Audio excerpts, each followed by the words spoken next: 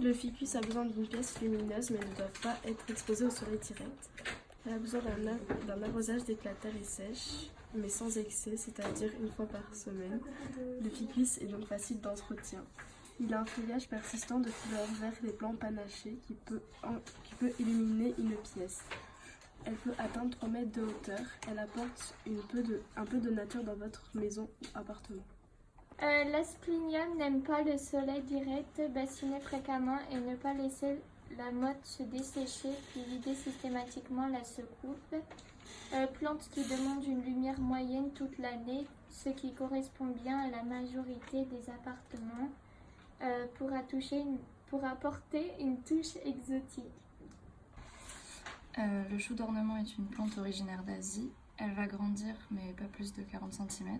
Elle peut être utilisée aussi bien en massif qu'en plante décorative. Cela apportera une touche d'originalité à votre intérieur. Il faut qu'elle soit exposée à la lumière et changer l'eau tous les 2 jours pour éviter les mauvaises odeurs. Donc, le Viola cornuta est d'origine des Pyrénées. Il faut supprimer les fleurs fanées au fur et à mesure avant de stimuler l'apparition de nouveaux boutons floraux. Arroser dès que la terre s'assèche. C'est une plante à placer au soleil. Il lui faut de la mi-ombre. Elle ne réclame que peu d'entretien. La violetta peut résister jusqu'à moins 21 degrés. Et une floraison multicolore pendant de longs mois qui peut permettre de la couper à votre niveau. L'aralia est une plante verte d'intérieur et d'extérieur qu'il ne faut pas exposer au soleil direct. Elle demande peu de soins et elle souhaite être arrosée une fois par semaine. Elle peut atteindre jusqu'à 5 mètres de hauteur. Elle a une silhouette ample, élégante et majestueuse, puis donne un style exotique à votre intérieur.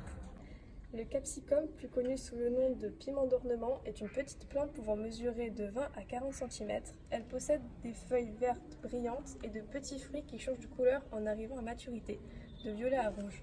Ceux-ci se forment en fin d'été ou en début d'automne et restent décoratifs tout l'hiver. Cette plante peut très bien aller à l'intérieur comme à l'extérieur, sur un balcon ou une terrasse.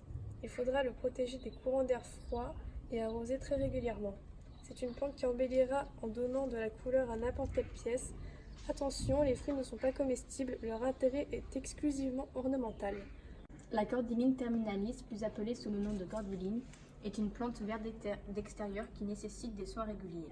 Il faut l'arroser tous les jours en hiver et 2 fois par semaine l'été. Elle a besoin de lumière mais pas de soleil direct. Cette plante peut être de différentes couleurs. Grâce à ses autres tiges, vous pouvez créer une ambiance tropicale, soit dans votre jardin ou sur votre balcon.